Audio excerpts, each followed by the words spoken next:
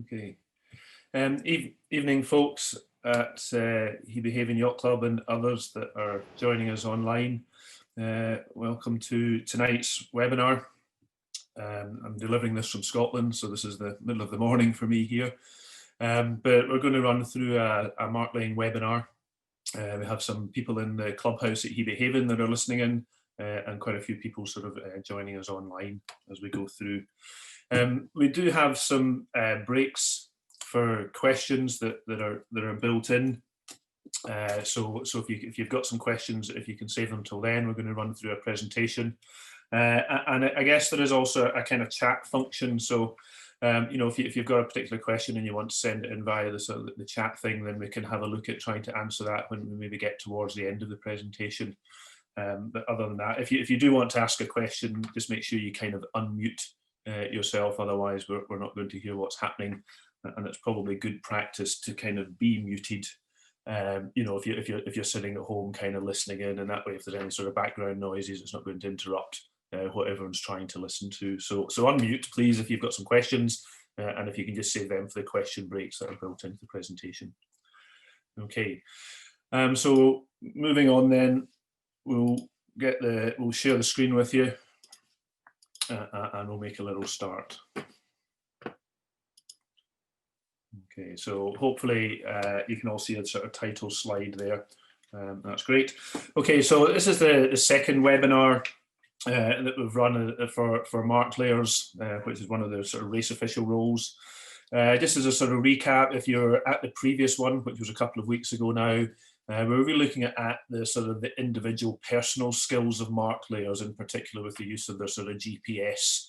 And we're talking about a handheld GPS here, so how to set up the GPS, having the ability to be able to sort of save and name waypoints. And we introduced the reference point mark laying sheet, which was a big grid with thousands of numbers on it. So we introduced that to those at the previous webinar. And that sheet, the numbers on that sheet were really just the bearing to waypoint and the distance to waypoint function, the waypoint being gate 4 or a committee boat, and you need to measure the windward mark distance away from it. So a lot of the previous webinar was about individuals understanding that GPS theory, and then for those that were at the club, there was a short practical session going out into the dinghy park to try and set up, use bearing and distance function to set up a trapezoid using cones or markers around the dinghy park. So this time we're moving on a little bit. We're looking at the event preparation, getting all the kit ready for an event, some of the personal mark laying equipment that you might think about needing or wanting to get, and the importance of looking at a mark laying system within the club. And then we'll talk a wee bit about of wind and tide theory, and actually how we agree an axis for setting a course up on. So it's not always just a windward mark. We use the term course axis rather than what's the wind direction, because there could be a bit of tide and there could be different wind as well. So that's the term axis that we're talking about there. That's what we'll look at this time. So I guess really the first thing just to be aware of it as a sort of race official is most events have a notice of race, and that will fix the dates and the venues for the race, and that has to come out well in advance so that sailors could, you know, particularly for international regattas and things like that they can book flights and make travel accommodation. So there is a sort of requirement, and that's a sort of minimum of 90 days in advance of an event. So that's in a sort of official documentation that's required. So 90 days or more, and quite often it is more, is that the date and the venue gets announced for an event. So even as if you're wanting to be involved with that event, you've got plenty of warning that it's coming in the same way that the sailors have. Then the sailing instructions come out. Now they come out much later, and for some of the sailors, they might only become available when they turn up at the event and registration, and then they're given the sailing instructions. Sometimes they appear a little bit earlier, and in club situations sometimes they're published for the year in a sort of club handbook, but they provide much more detailed information to the competitors. But there's information in the sailing instructions that's useful for us as mark layers to understand. So from the sailing instructions, there'll be lots of other information in there for sailors about the rules and changes to rules and amendments to this. But what happens is that you will get a description of the course marks within the sailing instructions. And that's quite important if you're involved with particularly with a big event, so not rather than maybe just a club event, you know, and the race officer who's maybe visiting the club has written in that the race marks are going to be orange cylinders, and you're sitting there going, we don't have orange cylinders at our clubs, we've got yellow triangles, then right away there's a bit of an issue. So it's a good opportunity to ask to get involved with the writing of sailing instructions so that you can make sure that the equipment that your club has is actually available, and that the sailing instructions aren't being done unconnected, if you like, to what you've got. So the description of course marks will be in the sailing instructions. So if that matches the club equipment, that's certainly going to make life a lot easier. The start and finish marks. So sometimes it's a boat, sometimes it's an inflatable mark, sometimes it needs a flag on it, sometimes it doesn't. So just understanding what equipment's going to be needed for the start and finishing of the racing will be in there. The other bit that will be in the sailing instructions is a course configuration, quite often displays as a diagram. And that will let you see how many marks are involved and whether is it a trapezoid course, a triangular course, or a windward-leeward course, or any other sort of combination. So it lets you see the sort of shape of course that you're going to have to be laying on the day when racing starts. And once you start to see the course configuration, you can then start adding up the total number of marks. So if there's a trapezoid course, you're going to find that there's 4 main course marks, but then you might find that the leeward marks on a trapezoid course are gates, so there's an extra mark or 2 thrown in there, so suddenly you need 6 course marks, and then if the finish and the start is needing another 2 marks, then you're up to 8 marks. So you can start to see how it lets you start to plan. I need to get 8 marks, 8 sets of rope, 8 anchors and things like that. So it is worth a good kind of read through of the sailing instructions from a club and from a sort of mark layer perspective to make sure that you get all this kit together.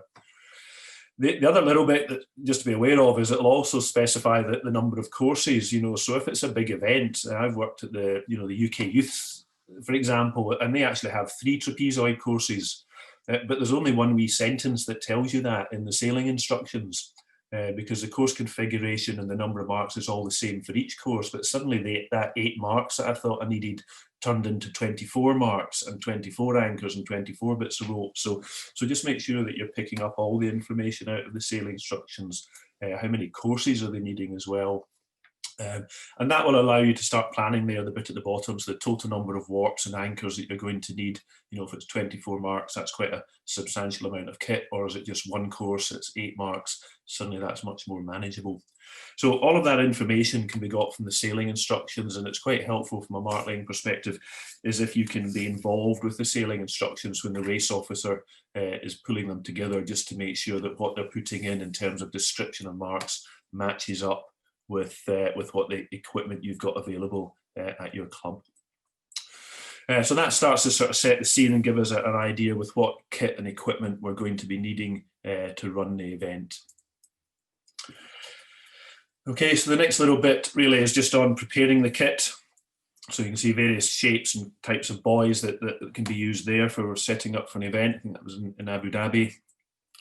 It might be that, you know, there's a lot of kit involved. This was at UK Youth, so you can see, you know, a lot of ribs, a lot of kit, all has to then get sorted out and put on board boats. One of the things that's really useful when you're preparing all the equipment for an event is just trying to standardize the anchors, the chain and the warp lengths to suit the venue will help. So your Hebe Haven Yacht Club will have some equipment we'll have a wee look at shortly. But it is worth just trying to standardize it, and it's not for me to tell everybody or each club what they need, because it will be different for each club. There'll be different seabeds, so you might want to consider different types of anchors. There'll be different depths, so you'll need different clubs will need to think about different lengths of ropes and things like that. So it has to be a sort of in-house system that comes up. But the key components are there's going to need to be some sort of anchor. We certainly recommend that onto the anchor there's a length of chain. And onto the length of chain, we're then going to attach a rope, and that's going to come up to the surface. And on the surface, we're going to attach some sort of buoy there. So that's the key components of the system. I think with this, it's not going to be like anchoring a yacht. You know, if you do your old sort of yachtmaster qualifications, you let out 4 times the depth So that's not really practical for mark laying purposes. We're looking to, and that's really the benefit of the chain onto the anchor. So we're looking for sort of a good 3 or 4 meters or slightly more, a length of chain on the anchor just to hold the anchor onto the seabed, and so that the rope's pulling that weight of chain along the seabed. So a good few meters of chain is needed onto the anchor. The rope itself just needs to be the sort of depth of water plus the height of tide if it's going to come in where you are, plus if there's a big swell running, a couple of meters to allow for that. And if you wanted to chuck in another meter or 2 length for luck, if you like, then that would help. But we don't want 4 times the depth in terms of a length of rope for mark laying, because we're not holding a boat with this equipment. We're just going to be holding a very light inflatable buoy with this anchoring system. Excuse me. So we're not looking for great big long lengths, but obviously it needs to be long enough to touch the bottom. Excuse me. We need to just think about how these components are all connected together. So a fairly standard way is, well, let's shackle the chain onto the anchor and put a cable tie through the anchor, because we never really want that to come undone. The anchor and chain would stay connected almost permanently together. When we come to connecting the rope to the chain, we might want to just think about that, because we might be using different lengths of rope for different areas that we're racing in. So we might want to change the rope. So having a permanent knot from the rope to the chain maybe isn't what we want if we're going to maybe be using shorter bits of rope or longer bits of rope, depending on where we're laying the mark. So we need to think about how that would then get connected up. And then at the other end of the rope, we're going to be attaching the rope onto an inflatable mark. So quite often these marks will have webbing straps and things coming from underneath them with a couple of stainless steel rings on them. Are we just going to tie it on? Is there going to be a carabiner type clip on the bottom of the mark that we can tie a bowline and clip the loop onto the mark? So we just need to have a wee think about how we connect up the components. And there is no right way. It's what's going to work for the club. But the important part of all this is that we have a system. So however one mark is set up and connected and joined together, all the marks are set up and joined and connected together in the same way. And that system then allows mark layers to become interchangeable. If you have to go and lift somebody else's mark, you're not finding a big fankle of rope. You know what to expect, and when you pull the buoy out of the water, it's exactly what you expected to see, so you can deal with it and sort the equipment out quickly without trying to unfankle somebody else's mess, if you like. The other little components that might come into play is just some of the terminology here that certainly we use over here is a cocking weight. So a weight on the bottom of the buoy that will hold the buoy upright. So some of these buoys, particularly that big tall cylinder there, they'll just tend to fall flat in the water unless there's some sort of weight to hold it vertical. And similarly, most buoys need some sort of weight underneath them just to help keep the buoy flat or upright in the water. So what sort of weight is that? And how do we connect that to the buoy as well? Is that onto a carabiner? Is that, and what is the weight? Is it a concrete weight? Do we use divers' lead weights and things like that? How much weight do we need? Some buoys need more weight than others. So it's thinking about some sort of weight just to hold the buoy upright. Sinker weights I've put in there under the rope. Sometimes if you're anchoring and putting a buoy in the water and you've got some spare rope because it's maybe shallower than you thought, then what do you do with that spare rope? Obviously, you maybe want it to sink.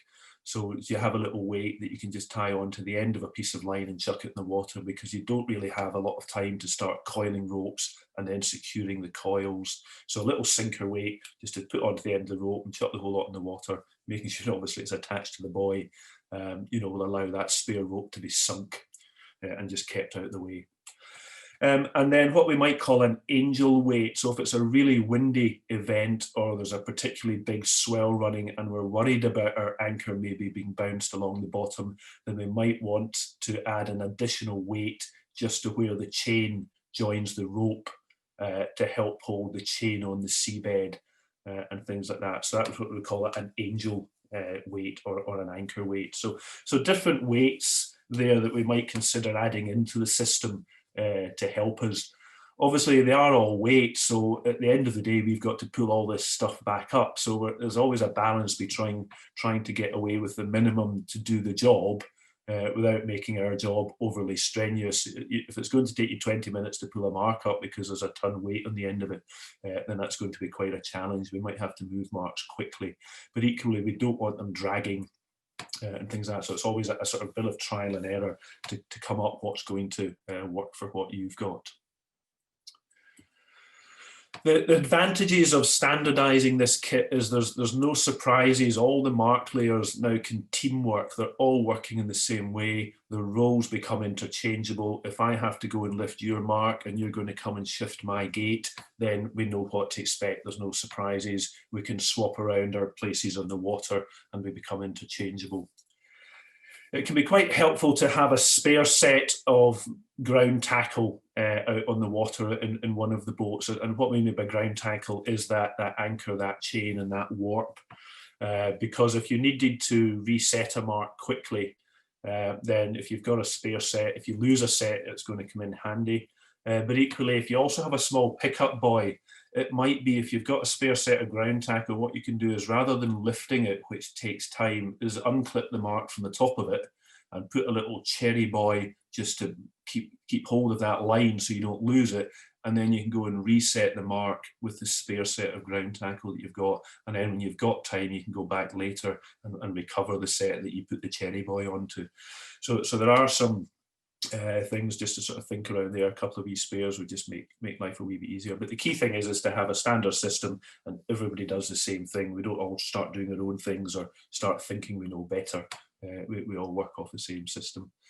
And I guess just at the end of an event is, the kit all tends to be sorted out for the start of the event. And really the easiest time to reset it is when the event finishes, is just put everything back the way that it was, and then the club, and you know that you're ready to go next time. There's not a lot of time and effort put into planning and preparing for events, but the markline kit, if it's put away tidy and sits in a box, then it's not going to change between the next time. Okay, so what's the system at the club that you've got there? What sort of anchors have you got at Hebe Haven? How much chain have you got? How's that connected to the anchor? The rope, what lengths of ropes have you got? How's it connected to the chain? And then how do we connect the rope to the buoy? Well, this is what we've got set up in the room. And I'm going to hand over to Dougie there in the room, and he's going to just talk a little bit around the pictures. This is the Hebe Haven markline equipment that actually I'm quite impressed with. There's a lot of time and effort put into thinking about this and setting it up for the club. So I'm going to mute my button and hand over to Dougie. So I guess up on the left-hand side is the basic small orange tall marks that we use for the offies. They do have a very small anchor on it and a little bit of weight to keep it upright.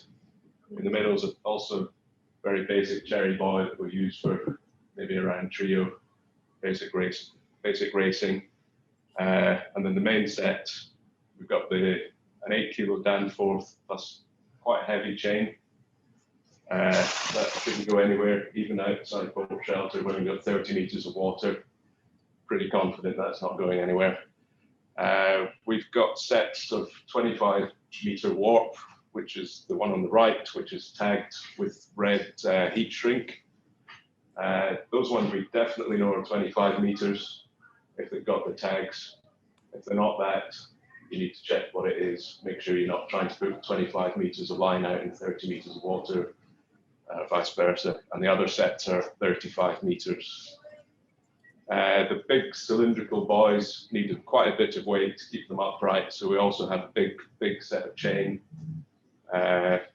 almost the same weight as the on the bottom. Plus the webbing at the bottom. Make sure that that's straight. If that's skewed at all, then your buoy will sit at an angle. If it's sitting at an angle, it's difficult for the dinghies to come in close to the mark, or if it's moving. Those big weights should hold it nicely. And it also, attached to the line, creates, we don't have the line coming away at an angle that a keel is going to catch, particularly for the keel boats for the racing here. it's going to go down and then it's going to be away. I think that's about it. And on the far left, cherry buoy, which I think David will talk about more in the next webinar, which we can use our rib to lift that, as it's quite heavy. We don't want to be pulling that out of the water. We can use the powerboat and the cherry buoy to get that to the surface, and there's no lifting involved. Okay, David. Okay, thanks very much, Dougie. And as I say, when I set this up, I was very impressed to find that the club there at Hebe, they've obviously spent a lot of time just thinking about this and how it works for the different marks. We can see all the components there, the cocking weights. Do you have any additional angel weights, Dougie? So any weights that you would add on to maybe the chain on the seabed if it was a particularly windy event? Or for the smaller stuff, I think there is. I think there's a weight on the yellow line on the Oppie one. Right. But that chain's about 10 kilos. It shouldn't be going anywhere. Yeah. That's great, thanks. And I think, certainly where I am, we have different lengths of rope because we work with quite a different variety of depths. So what we do is exactly what you've done. We color code the end of the rope with a piece of sort of basically PVC tape. So we know that you mentioned the red tape there is a certain length, and we have a blue tape as another length, and a black tape as a third length, and all the ropes are pre-cut and then taped. So just by looking in a bucket of ropes, you can tell what length it is by the color tape marks that have been put onto it. So that's a great idea and good to see. I think just looking at the picture myself, I think that yellow rope, it looks to me like a floating line, as though it's a sort of heaving line. I'm not sure if that's the case. So sometimes with floating lines, that's where these lines sink, or just additional piece of weight on the line can just make sure that the line stays under the water, which you already mentioned. So that's good. So I think that's a really good example of some well thought out kit laid there at the club. And you can see how all the components are there and how it all works. And it's all pre-connected together, I guess, Dougie, or do you have to connect some of that together out on the water? The top weights and the buoys are separate. The anchor, chain and warp should be one set. Okay, so there is a bit of adding these cocking weights to hold the buoys upright underneath them once you've got the buoy in position. Yeah, good. Okay, thank you very much. So we'll move on. I think it's probably the last wee bit on the marks, I would say, is it's good practice to, particularly with these big race marks on the right there, is not to tow them behind the rib. Because it will put a lot of strain on, so if you've got 2 or 3 marks to lay, you can imagine how they're all sort of taking up a lot of space in the boat, but it is much better to have them tied into the boat, even if they're kind of sort of flowering out the back, but not towing them in the water. It will allow you to move faster in the rib to get to where you need to be, but it will remove all the strain just from the attachment points in the buoy. And the buoys will actually spin a wee bit as well in the water, and then the rope becomes all kinked up and the strops underneath them. So if you can, I would certainly recommend that if when you're going out onto the race course with this kit, is try and find some way of just getting the buoys out of the clear of the water and in the rib as you move out. Okay, folks, there's a wee question break there. If anybody's got any questions, either via the chat or they just wants to unmute and ask a question.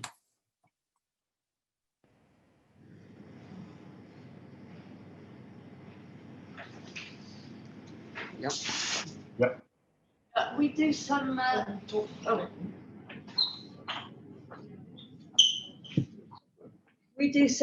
night racing, and having done that, we find it's quite difficult to actually see the marks, even though we've got lights on them. Do you have any special recommendations about where to put them, what lights to use, etc.? To be honest, no. I haven't done any night racing. A lot of this comes from a sort of dinghy side of things. Obviously, they're not going to be out racing in the dark. I mean, if you have lights on them already, then it's maybe just looking at the type of lights that are not, certainly sort of modern LEDs are, much easier on batteries and visibility and brighter and things. I mean, the other thing is maybe reflective tape on the mark. So if you've got yachts coming in and looking for them, if they shone a torch on them, then it would reflect the light back to them. So it'll be much clearer. And I think just making sure that the GPS position, so those that have put the mark in have actually got its GPS position saved, and you're less likely to lose it. But the GPS position could also be given to those that are racing around it if it's not already. Yeah, I mean, that's just off the top of my head, a couple of suggestions. I don't have much experience of that. Does that help?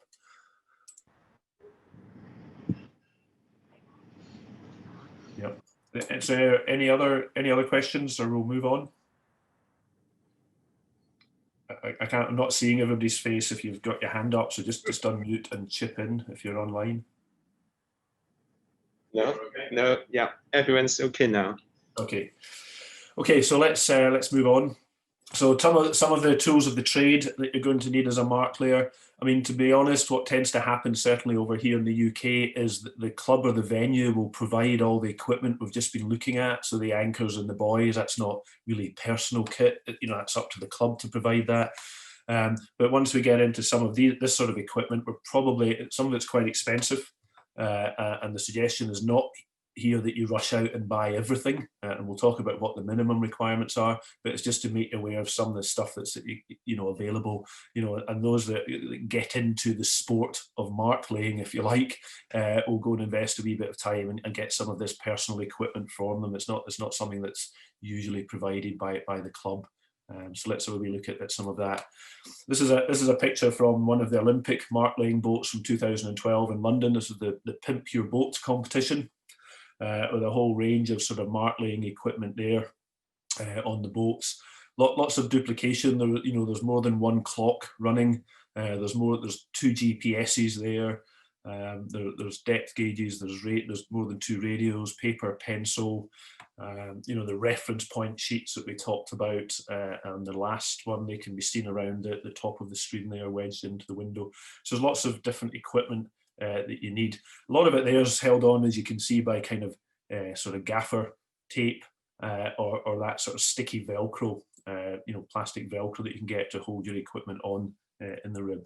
But let's maybe look at what some of that is. So an anemometer, something that's going to give you wind readings. It's pretty common practice for the race officer to say to one of the mark laying ribs, can you go upwind and start telling me what sort of wind readings you're getting, because he's trying to get a feel for how to set the race course up. So wind speed is useful information to be able to feed to the race officer.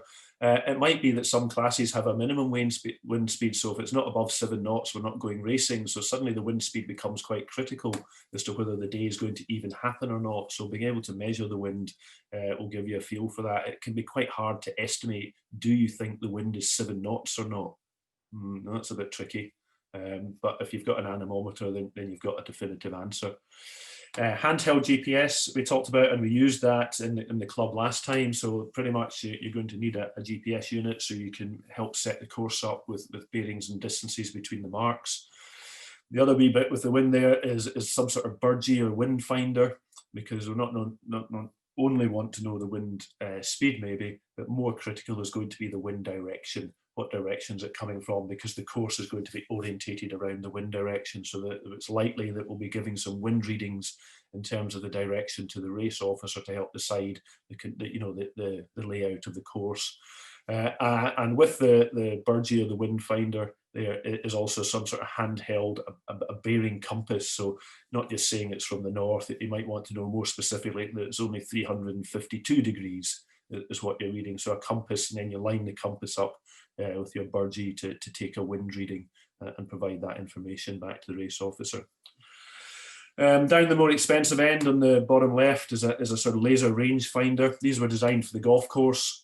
And we talked in the last webinar that if you're setting up mark laying gates, the distances between the gate marks is quite small. And what we tend to find is a GPS error can be quite large, over 30 or 40 meters. So laser rangefinders are a very accurate way of measuring the distance between gates. So another piece of equipment. Handy to have with you on the water, a copy of the racing rules of sailing, because the flags and some of the signalling and information's in there, so it's a useful book to have. A timer, a stopwatch can be useful, so you can feed back as to how long the races are taking. So this is not just the countdown for the start of a race, which is what the sailor will tend to use this stopwatch for, but there'll be a target time for the race. And certainly some of the dinghy events are just looking for sort of 45 to 50-minute races. So you can time them on your legs and start to estimate if the race is going to be over time or under time, and help feed that back to the race officer so you're aware of how long things are taking. If your rib or your mark-line boat doesn't have a depth gauge, which is quite common, it's not normal for lots of small ribs to have depth gauges. So you can actually get a handheld depth gauge that really comes from the diving world. And you stick that into the water with your hand, just below the surface, and then it will give you a reading down to the seabed with the depth. So it doesn't involve getting your hand wet, but it will allow you to see what the depth is, particularly if you're in an area where you're less sure or less familiar with. Small set of binoculars can be useful. It might be that, just from a safety point of view for keeping an eye on boats on the water if there's capsizes, but it might be that you're also trying to be looking for sail numbers to report them back. So if somebody hits a mark and then you need to get their sail number, obviously we don't want to get too close to them from a rib because they're still racing. Set of binoculars certainly help us keep an eye on the fleet. Some of the other equipment that's useful is there's what's called a weather writer there, which, if you can see it, really is it's an A4 clipboard with a sort of Perspex plastic screen that sits over it. So if you are having to sit and record mark roundings on a wet day, then you can get your hand under there to write the information down. And that all folds flat as well, and it'll fit into your kit bag, but allows you on wet days really to use A4 sheets of paper and write on them. So if you're recording mark roundings or whatever, you can still do that sitting at the mark. A voice recorder, sometimes useful just for similar things. If you're having to record mark roundings or sail numbers, then some way of recording that. The voice recorder would be the more fancy way. The old-fashioned way would be to use the other two bits there. So, a pen and paper really, or pencil and paper, and write things down. There's listed there as wet notes, and these are quite useful wee books that the RYA produces over here, but really what it is waterproof paper. It's also pretty indestructible. You can't tear it, and it's completely waterproof. It doesn't work with a pen, but you can always get a pencil to write on it. So that's quite a useful way of recording things. Again, if you're out in sort of wet conditions, then these ability to write things down in wet with paper and pen is good. There's some on the right hand side there's some signaling horns. There's some different varieties. But having a horn so you can make some sound signals in your mark-line boat can be useful, particularly for having to change the course or signal to competitors. Most sailing events, they prefer the mark-line boats. The sailing instructions will tell you just need a sound signal. So that in theory could be a whistle, but what we've found in practice is it's preferable for marklayers to have horns, because quite often at certainly big dinghy events, the international jury will be going around in ribs and they use whistles. And that can get a bit confusing for competitors, whether you're signalling to them or whether you're telling them off. Usually the jury's kind of telling them off, so the whistle gets them a bit spooked. So just to differentiate, we would try and encourage you to use a horn rather than a whistle as a signalling system. Video camera is always useful. That's in there. And what we call a Charlie board, and we'll talk a wee bit more about that in the next webinar, but it's a board that signals to the competitors. So the middle of that Charlie board there has got international code flag C, which is for change of course. And what we're signaling in this example is there's a plus sign, so the length of the course has got bigger, and there's a starboard triangle there, so the length of the course is also the windward mark, if you like, has been shifted to the right.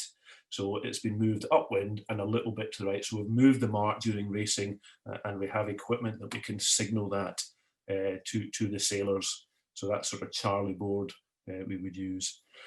There are some standard forms that you need to think about. So whether it's mark rounding forms, or you have to go and finish the race course at a windward mark and the committee boat doesn't have time to move up, so you go and anchor your marking rib, then you need to record the finishing. So there are some forms that you can maybe use. Quite often they are held on the committee boat, so maybe you have to collect them from them to use. And then just being aware of what the different signal flags mean. We've just talked about the Charlie one there, but there are one or two others that can be used during racing as well. So just an understanding of them will help. You thought there was a lot of equipment. Remember, this is the Pimp Your Boat competition. Cable tie is always a useful spare to carry on a mark-line boat. So Question, David. Yeah. Could we just go back one slide, please? Yeah. I don't think you I may have missed it, but I don't think you mentioned the bottom right, the 3 yellow things. Ah, sorry. Yeah. So they're lifted. It's a different type of horn, if you like. It's basically a signaling device. So the one at the top, the red one, is a more traditional blow into the end. If you look at that yellow one there, you can see a little hole in it just in the middle. And what you do is you blow into that. They're actually very loud. They're quite effective little horns, but they're just a wee bit smaller than the big red one that you might fit an aerosol can to. So this is just a handheld blowing into it. So that's what these are. They're just other horns, if you like. Thank you. Batteries are going to be important because you're going to be running a GPS all day out there. So most of them work off AA's. So having a little supply of batteries is going to be helpful. Some sort of multi-tool, which will have a knife on it, but even pliers if you have to loosen off a shackle onto an anchor or something like that. So always useful to have, as is bits of tape, and always useful in the boat. VHF radio. Now it might be that the rib you're in for mark laying is fitted with a sort of a boat's fixed set, and that's fine. But sometimes just having a spare or even a handheld can be useful. When you're moving about your rib, because you're not necessarily at the steering console driving the boat when you're laying a mark. So if there's something on the radio, if you've got a handheld, you're paying out a line, you can still talk into a radio. And of course a phone. Now you don't need 5 phones, that's just a picture of different types of phones, but a mobile phone on board that you can communicate with is going to be quite key as well. First aid equipment would be handy. And the red and white roll of tape there is what has come in at this country, as if for any reason as a mark layer you become a safety boat, and if there's a serious injury and you pick a casualty up and you're having to take them ashore, is we've developed a practice of then tying on to the dinghy that you're leaving behind some red and white tape, usually at the rudder. So if another safety boat comes along and they're going, where's the body? They say, actually, I can see this boat's been dealt with. Somebody else has got the casualty, because they've marked the boat, that they're not looking for the person that should be with that boat. So if you're taking anybody off a boat in a sort of emergency and abandoning the dinghy that they were sailing, we just mark that dinghy so the next rib that comes along doesn't start panicking. So that's why some of that red and white tape. That's maybe a more local procedure. Okay. There's a lot of kit there. It all adds up to an awful lot of money. So what I suggest you do is if you enjoy mark laying and you get into it, is you put something on the Christmas list and you build that up over a period of time as we go through. As a minimum to get started, you're going to need some sort of the wind reading direction. You're going to have to be able to write stuff down. You'll need your reference point sheets. And you'll need a VHF radio to communicate. So the VHF radio may already be on the boat. So if it as a sort of personal equipment, your GPS, your hand bearing compass, your burgee, paper and pencil, and the reference point sheets will allow you to operate in the boat and set up a race course. Okay, so you've got all the equipment. You then need to make sure that your boat is ready to go. If it's your own boat, that's fine. Quite often, volunteers for an event are maybe driving somebody else's boat, so there's some practical issues like where are the keys, how do I find them, what do I do with them at the end of the day. So you need to go down to the boat, make sure you've got that. You need to make sure it's fueled up, that you understand, are we fueling up at the end of the day, or are we fueling up in the morning before we go out? What's happening with fuel? Am I paying for it and claiming it back, or is there a fuel account set up for the event? So just making sure that you're fueled up, you're ready to go, you know what's happening. You've got all your mark laying kit on board, your marks, your buoys, your anchors, you've got it all secured in the boat. And then if you are working with somebody else, so who is your crew? Who are you working with that week? And you need to make sure that you've kind of found them.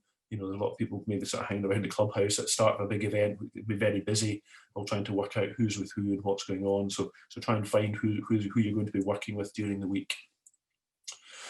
So really that means the mark laying kit is set up, your boat is set up, and you and your crew are set up at this stage. We're almost ready to go out in the water and start mark laying. Have we got any questions so far on some of what's been said? Okay, yep. David, as a mark layer, do you take any account of the weather, or do you leave that to the race officer? Yeah, well, we're just moving on to look at what the wind and weather's really going to be doing. So, but yes, I mean, I guess at this stage, if there's very little wind and it's not sure if racing is going to happen, it's quite common for the race officer to send out one mark layer onto the race course while they sit in the clubhouse to keep the, so looking at the clubhouse, it doesn't look very windy. So they'll send somebody out just to be on the racecourse area. And so if the wind starts to fill in, they're feeding back wind, speed and direction. So they start to get a feel for when things might happen. So that's quite common. The other little bit with the weather is the other extreme. If it's really, really windy, it might be the race officer said, so you end up drawing straws to see which mark boat's going to go out in the howling wind and gale, just to actually get some wind readings in case it starts to drop. So you might sit out in some quite bad weather, because if you've got 100 competitors on the shore chapping at the bit to go, and some saying, why aren't we going yet? I can sail in that. Then you've got the information to give them. So yeah, but we're going to move on and have a wee look at some of the wind and tide. So we're not quite ready to go in the water yet. There's going to be a race team briefing, and there's a mark layer you need to go along to this. And the race officer hopefully is going to run this team briefing.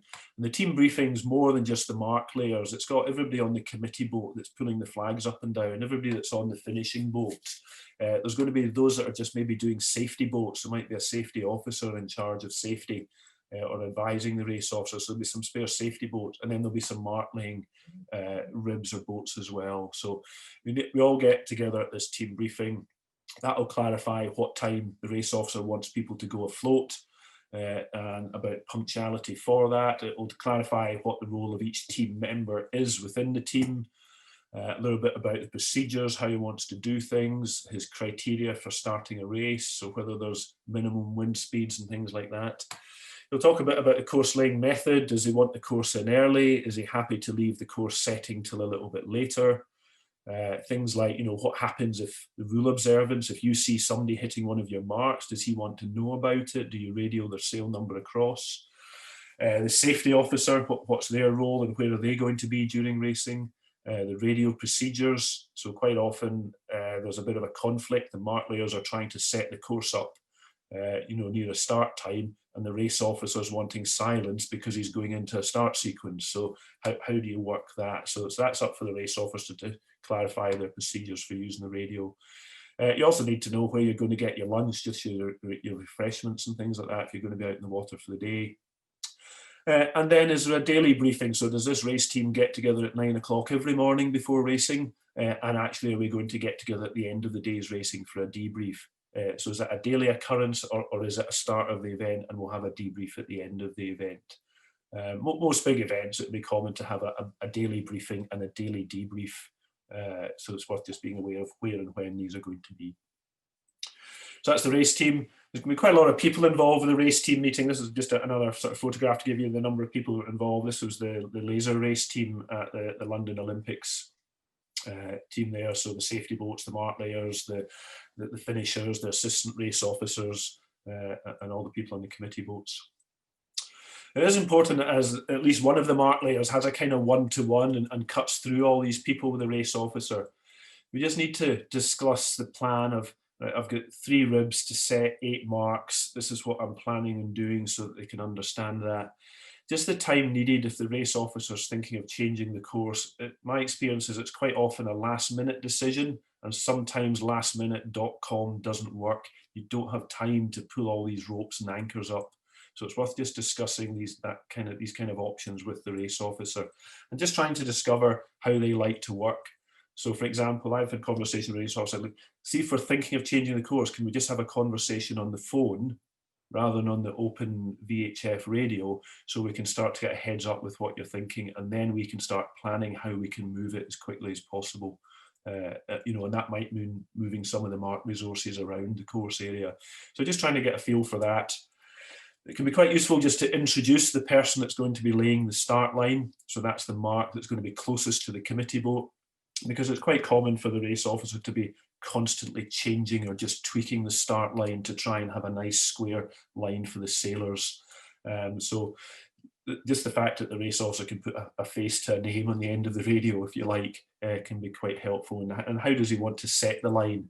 Is he going to be given sort of visual streaming instructions, and we'll talk about that later, or is he going to be talking over the radio to the person? And we just need to confirm the course distances and angles. So we talked in the last webinar for the trapezoid courses, there's 60-degree sheets and there's 70, so there's different angles of courses. What are we actually using for this event, and a rough idea of the distances. Now the distances will change a little bit depending on the wind strength, but if we get a feel for what he's thinking, that helps. And then just agreeing the communication. So the VHF, is the safety boats going to be on the same channel as the race management? So, or is there two channels we're going to be using, one for safety and one for race management? And just checking that you've got each other's phone numbers and things like that. I'll quite often just put the race officer in as a sort of speed dial, so I don't have to keep looking them up in my phone book. So just sort of setting that up and checking we can communicate. So this one-to-one with the race officer between the Mark 9 team is quite a useful conversation just after their briefing. Okay, now we're ready to move out onto the water. We're looking at setting up a trapezoid course. I know that at Hebe Haven, a lot of time you're not doing a trapezoid course. What I would do is if you think of a trapezoid course, all it is two windward-leeward courses that share the same start line and the same finish. And it allows two races to be happening at the same time. So between marks 1 and 4 there is what we would call the inner loop. You can have fleets of racing doing a windward-leeward course, and between marks 2 and 3, you've got a different fleet of boats doing a windward-leeward course, but they would both start and finish at the same place. So it's just a 2 racetrack course, for example. So don't get overly confused by the trapezoid configuration. It's 2 windward-leeward courses, and I think you there at Hebe use windward-leeward courses quite a lot. So you could just drop off the outer loop, and we'll come on to that. But the reason for putting the trapezoid course in from a mark laying point of view is if mark layers can set this course up, that's as hard as it gets. Windward-leewards on their own become much easier. So we tend to sort of work with the hardest, and then anything afterwards is going to be a little bit easier. So we're going afloat. Quite often the mark layers and the race management team are like to go afloat to the race area before the sailors. So the sailors might not even be launched. The safety boats might not be on the water, but the race officer would like to get somebody out onto the racetrack area so we can start going out. And the mark layers are often there first. The committee boat is obviously a yacht or a bigger, heavier boat. It's going to take longer to transit out of the marina or the berth. But the ribs can shoot out quite quickly. So usually the first person on scene, if you like, on the race area is going to be a mark layer. And they can start to gather information for the race officer who's maybe on his way out. Any questions just on the sort of team briefing side of things?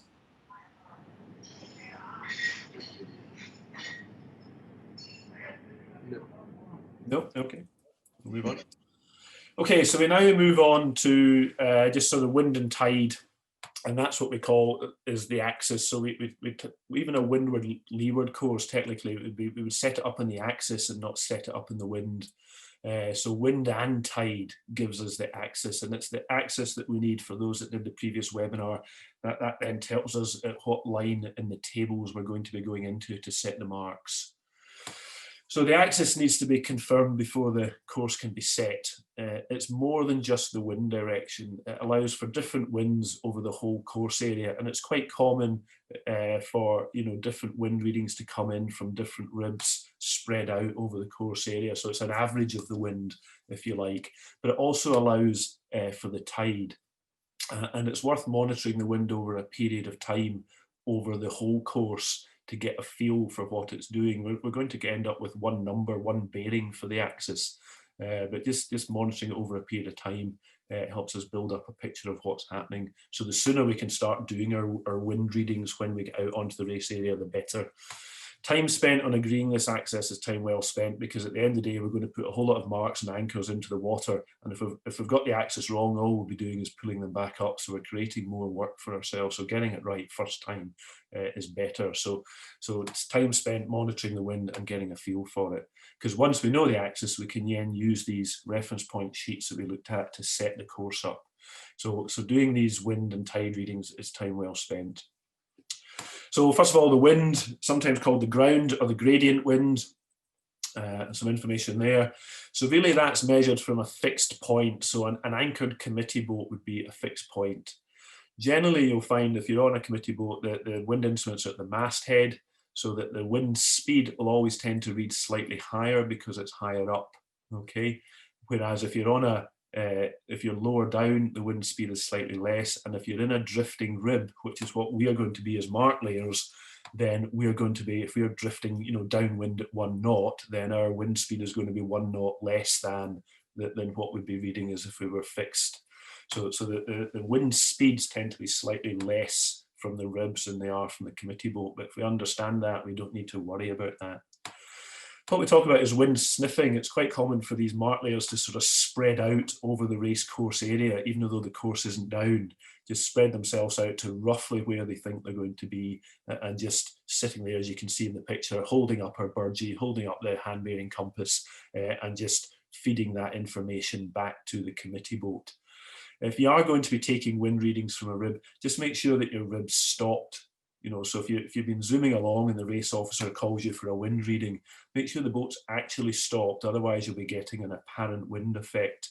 So make sure the boat's stopped. That means a wee bit of reverse just to take any momentum off, any way off. That'll help, that you're stopped and just drifting, and then you can measure the wind.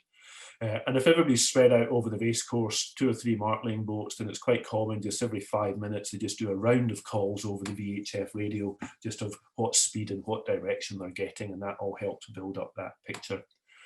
There are some wind tracking sheets that you can use, so you could write all these bearings and speeds down, and that helps you just to build up a picture over time. And quite often that's what's actually happening on the signal boat, on the committee boat, the race officer, all the information that's coming in, it's all written down, and then they can build a picture. Is the wind veering to the left or the right? Is it oscillating every 10 minutes? Does it keep going left, then back to the right? And build up a picture of what's happening. So the tide, a slightly different things. This is a picture here we can see of what we call a tide stick, but actually it doesn't have to be a stick. You could just throw into the water anything that's going to float, but as long as it's not too buoyant, so a stick or a sponge that will sit in the water, or even a bottle of water, but just make sure it doesn't sink, so just take a little bit of air on the top, but as long as it's kind of going to be mostly sitting in the water, not getting blown by the wind. And then what we do is we can measure the distance that it moves in meters in a minute. So we could do that by eye, we could do it by a rangefinder, or we could do it by GPS. And then we get a formula there just to help us work out the speed in knots. So speed in knots is the distance in meters that it moves in a minute divided by 30 there. If you can put your tide stick or your little marker in the water to gauge the tide in next to a fixed object, so whether it's a fisherman's pot or a channel marker or anything that's actually fixed, even the committee boat, if it's anchored, drop it in beside that, then you can just do it by eye. How far has it moved away from that fixed point in a minute? Or you could use a rangefinder to measure the distance in a minute. But that will then give you the tidal rate in knots using that simple calculation. Okay, why do we need to know what the tide is? So there's a little bit of sort of wind tide theory comes in here. So if we pick a day when there is no wind, sometimes called the ground gradient, when there is no wind, it's a still sunny day, but the tide is running. Okay, so if you were to sit there in a boat with no wind and the tide's running, then the boat's going to move. Okay, it's a bit like cycling your bicycle in a day when there's no wind. As soon as you push off and start to cycle, you feel a wind, that you create an apparent wind. So if there is no wind, the tide itself can create a wind because it will move you in the same way that cycling can do. So that, if we then introduce a little bit of ground wind, so that's the black line here, so we have the wind blowing down the board, but we then have that tide pushing us to the right, we then get this sort of vectors. There's a little bit of wind created by the tide, but predominantly the bigger one is the ground wind, and the resultant is that what we might call the sailing wind, which is skewed a little bit to the right there because the tide is running. So the tide might actually affect the wind that the sailors are going to feel as they race off upwind. So it's the wind experienced by a free-floating boat. So the compensation is, and really this is just what, I'll put it all up. So the wind W1 there at the right is if there was no tide, that would just be the windward mark, straight up wind. There's 12 knots of wind blowing down the screen here. But if we've got a knot of tide running from left to right across the screen and we're getting that apparent tide wind, then that would set the windward mark down tide by 15 degrees into that sailing wind. So they've actually got a true beat up to the windward mark. Yeah. There's a bit of guesstimation, really. It's not an exact science, but really if the wind's a wee bit lighter, then the effect of the tide is going to be a little bit bigger. So we might want to set it the offset more than 20 degrees, down tide. Similarly, if the wind was much stronger, then the effect of that tide wind becomes less. Yeah, that's for the tide going straight across the screen. If it's diagonal, you're going to have half that allowance. So, and if it's 2 knots of tide rather than 1 knot, then you have to double the allowance. It's a little bit sciencey. I guess what we're trying to make the point here is that sometimes the tide will affect where the windward mark goes. So it's not just what is the wind direction, it's what's the tide doing to it as well. So we try and get a sailor's wind, if you like. There's a similar factor on a sort of leeward leg. So the adjustment of running the leg to the tide is critical for a good race. So really the rule of thumb that we work for is no matter what the wind strength, if there's a leeward mark, set the leeward mark down tide of the ground wind for every mark of cross tide. So the tide is affecting the racing here. There's tidal compensation there, and there you can see a windward leeward course, and this is quite common to what happens there at Hebe Haven. As you can see, so we've got 12 knots of wind blowing down, straight down the screen, but we've set mark 1, the windward mark, has been offset because of the tide. So that's sailor's wind, that apparent wind, to allow for that. And then we've put in mark 2 there, an offset mark, so that they've also got a good running leg to come back down. So there's reasons for an offset mark. Some of it might be just so that yachts with spinnakers go rounding the windward mark don't turn around and just come straight into the boats that are racing up to the windward mark. An offset mark can be useful just to sort of a tidal correction, if you like, for the leeward leg. So all of that is really just going to say, that while you're sitting in your rib giving wind readings, if the axis that is agreed by the race officer is slightly different, it might be because there's good reasons for that. There's tide running, there's different wind readings coming in from different parts of the course. Okay, so it might be that the race officer is asking for some tidal information to help them find what the axis is doing. It might be that you work together with the race officer to try and agree the best axis, or it might be the race officer just tells you what the axis is. Good race officers will tend to work with you, and it's a collective agreement between the mark laying team and the race officer as to what we think the best axis is to set up on. But ultimately, if they just tell you, you just do it. But really, just understanding some of this wind and tide theory might explain why the axis is not the same as the wind readings that you've been radioing into the committee boat. And it's all about making the racing fair for the sailors. As we said earlier, time spent agreeing this axis is time well spent out on the water.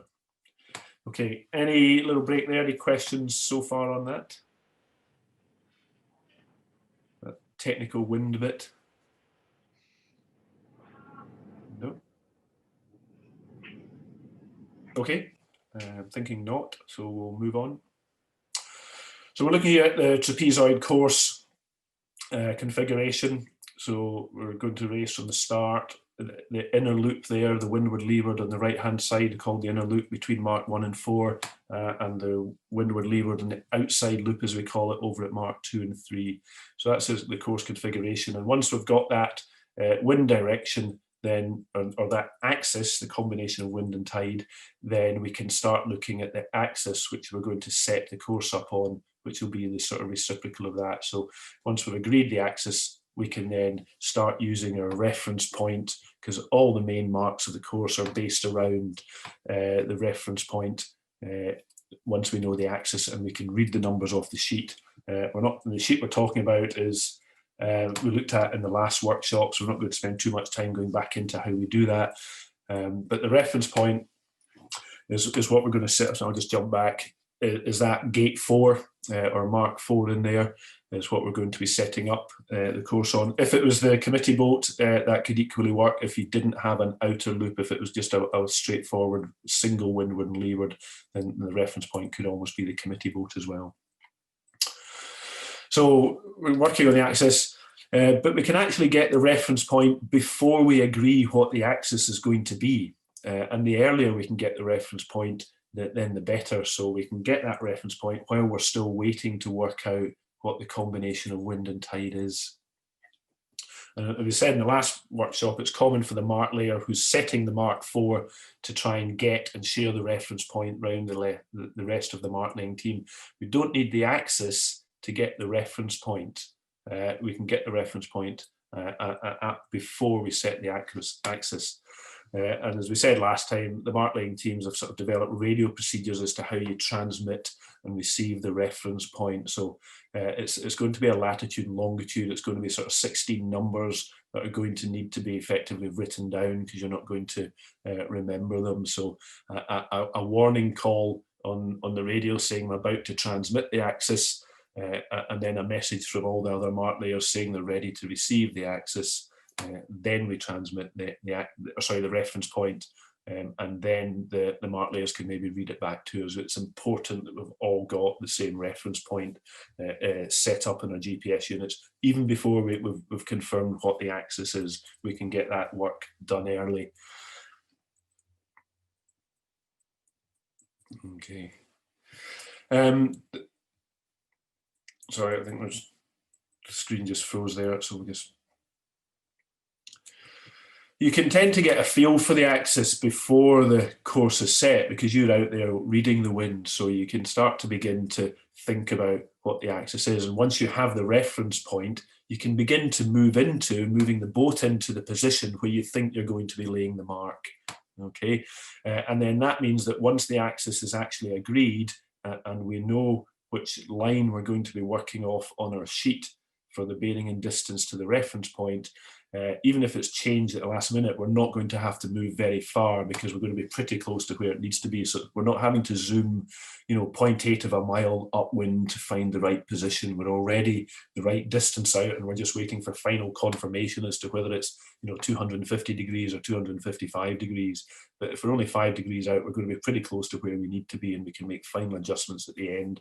And then once the axis is finally agreed, the main course marks can then very quickly and simultaneously be dropped in by the mark layers who are all kind of hovering in position, just waiting for that confirmation of the final axis.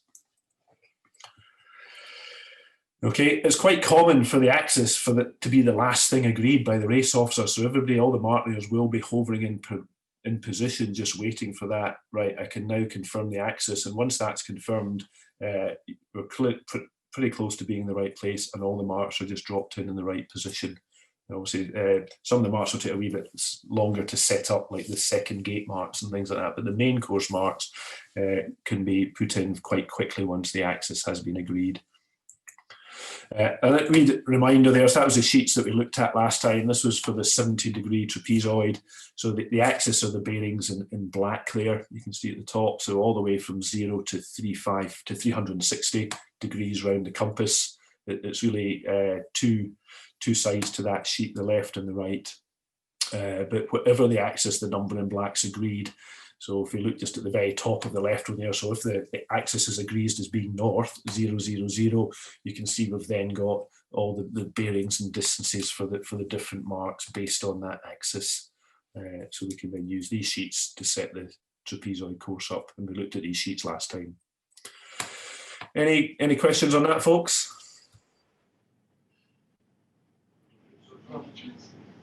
Any chance repeat last time the chart?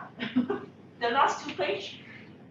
Yeah, so I think I did quickly skirt over this because we spent a wee bit of time for those who were at the previous webinar, and I'm not sure if that was yourself or not, going through these sheets. So these are laminated sheets that the mark layers need to take out on the water, and they provide bearing and distances to the reference point from the different marks on the course. And the mark layers are using their GPS to get the bearing and distance correct for the mark that they are going to be setting.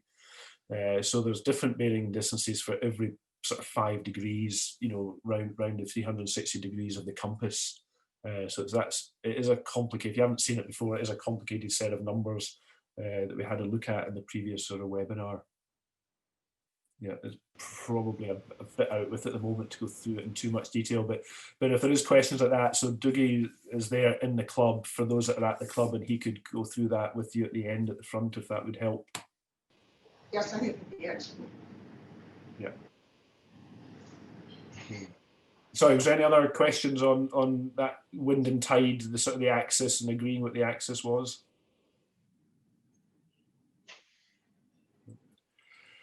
Okay, moving on, I think we're almost there. Yeah, so that brings us really to the end of this webinar. Where we've been building up to is just in the first webinar was just looking at the practical skills that we need as a mark layer to be able to use a GPS unit. This time we've looked at getting the equipment ready, going along to the meeting with the race officer and finding out how he likes to work, and moving out onto the water and starting to take some wind readings, perhaps some tide readings, so we can agree what the axis is going to be for setting up the course. We haven't actually set up a course yet. So the next webinar really looks at the practical aspects of setting the marks in the water. So once we've found the right position, we've agreed the axis, how do we actually anchor the marks? How do we get them to stay in the right place? There's two different setting methods that we'll look at, and then we'll look at setting some specific marks and some options that we've developed around, you know, for example, gates and start lines and things like that. And we're also now, once the course is set, the race can begin, and if there's any signalling we need to do to competitors during the racing. So that's going to be the next webinar. Okay, which then really bring, and that's next week, and that brings us to a sort of finish of this current webinar. Okay, David, I think that this has been the most amazing webinar. It's been very practical, and I think race officers and all people on the course have learned quite a lot tonight. I'd like to also say that we've got a lot of equipment laid out that Dougie and I have brought along, the sort of things that need to be taken out on the rib when you do mark laying. And we can also go down to the garden bar here where all the anchors are laid out for any questions from the floor. So I want to thank you very, very much indeed for an excellent talk. Here, here. Thank you. Oh, and by the way, I want to thank Dougie for all the work that he's done too. Thank you, Debbie.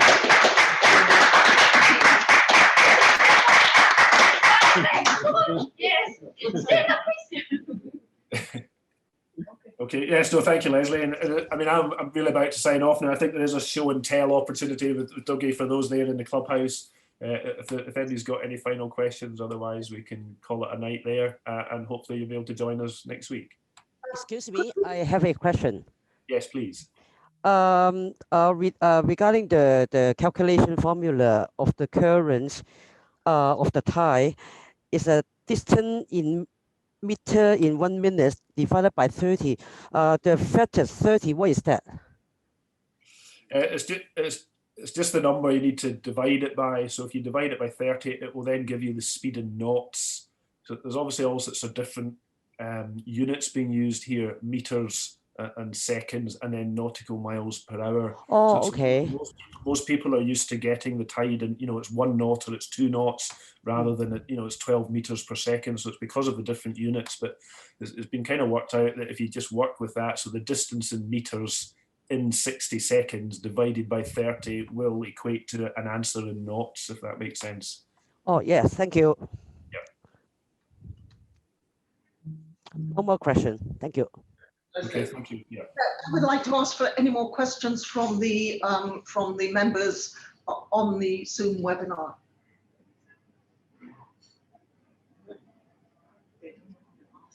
No. Okay, well, we'll look forward to seeing you next week. Thank you very much, folks. Yeah. Thank you. 1 week Thank you, time. David. Thank you. Thank you.